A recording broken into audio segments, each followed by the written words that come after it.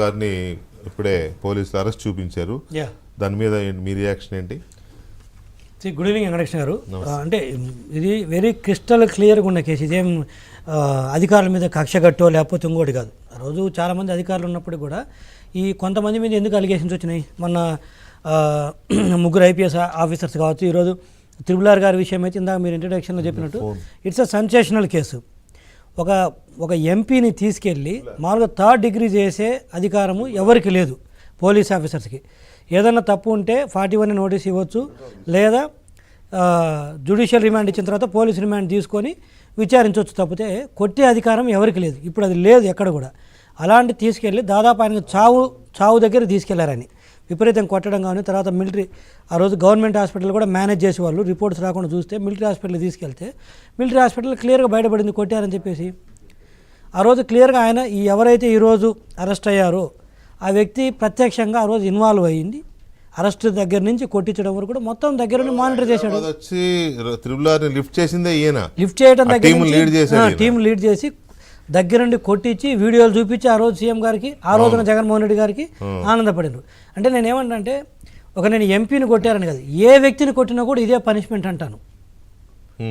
అది ఎంపీ గారు అని ఎక్కువ ప్రివిలేజ్ తీసుకుందామని కూడా నేను. కాకపోతే రఘురామకృష్ణరాజు గారు ఆ రోజు ఎంపీగా ఉన్నారు. ఈరోజు బలమైన నేత కాబట్టి ఈరోజు కేసు పెట్టి దాన్ని కోర్టుకి వెళ్ళి వాళ్ళు బెయిల్ వేసినా కూడా ఫర్ నో రీజన్ ఫైట్ చేయగలిగాడు కాబట్టి ఈ పరిస్థితికి వచ్చింది.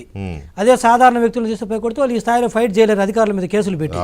సో అందుకని చెప్పేసి వాళ్ళకు పాపం న్యాయం జరగదు. ఎందుకంటే మళ్ళా పెడితే మళ్ళీ తీసుకుపోయి కొడతారని, మళ్ళీ కేసులు పెడతారని భయం.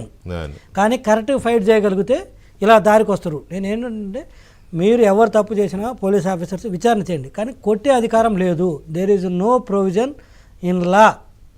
కొట్టమని ఎక్కడ కూడా ప్రొవిజన్ లేదు. మీరు అవర్స్ టుగెదర్ గంటల తరబడి కావాలంటే విచారించుకోండి. దానికి మైండ్ గేమ్ ఆడండి, అది మీ ఇష్టం.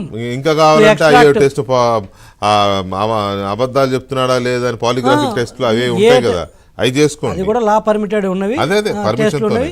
అవన్నీ కోర్టు త్రూ పర్మిషన్ తీసుకొని చేసుకోవచ్చు. కానీ నేను ఎందుకు చెప్తుంటే ఒక సాక్షాత్తు ఆ రోజు ఒక ఎంపీ అనే కంటే కూడా వాళ్ళ రఘురామకృష్ణరాజు గారు చిన్న వ్యక్తి కాదు. వాళ్ళ కుటుంబ నేపథ్యం చూస్తే శిరీష్ రాజు గారు మనవడు అట్లా చూసి ఏ నేపథ్యం చూసినా కూడా అంత వ్యక్తిని తీసుకెళ్ళి మీరు దాన్ని ఏమంటారు, ఒక 420 రౌడీ షీటర్ను థర్డ్ డిగ్రీ చేసిన విధంగా థర్డ్ డిగ్రీ చేస్తే ఇక రేపు మిగతా వాళ్ళకి ఏముంటుంది, పోలీస్ ఆఫీసర్స్కి తెలియని ఒక బలం వస్తుంది.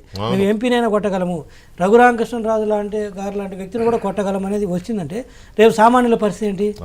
సో ఈరోజు ఏదైతే జరిగిందో ఇది రఘురామకృష్ణరాజు గారికి జరిగిన న్యాయం అని నేను అనుకోలేదు. ఇది మొత్తం ఎంటైర్ స్టేట్లో ఎవరైతే పోలీసుల ద్వారా వైసీపీ గవర్నెన్స్లో బాధితులు అందరూ ఉన్నారో వాళ్ళందరికీ జరిగింది కూడా. ఎందుకంటే ఈరోజు ఒక వ్యక్తి అరెస్ట్ అయినా కూడా it's a lesson to their police officers who ever involved. పద్ధతిగా ఉన్న వాళ్ళ గురించి నేను చెప్పట్లేదు, బట్ ఎవరైతే ఇన్వాల్వ్ అయినారో వాళ్ళందరూ, మిగతా అధికారులు కూడా ఉన్నారు. ఈ ఒక్క వ్యక్తితో పోలేదు. అప్ టు దీనికి పర్మిషన్ ఇచ్చిన వ్యక్తి ఎవరు, నెక్స్ట్ ఇతను అడిషనల్ ఎస్పీనే కదా, దీనిపైన ఎస్పీ ఉన్నారు, డిఐజీ ఉన్నారు, ఐజీ ఉన్నారు. వాళ్ళందరినీ కూడా విచారించాలి. ఎందుకంటే ఇది ఒక స్థాయిలో జరిగింది కాదు. ఇది వాళ్ళు వారెంట్స్ ఇవ్వకుండా ఇతను తీసుకెళ్ళలేరు, వాళ్ళు చెప్పని ఇతను కొట్టలేదు.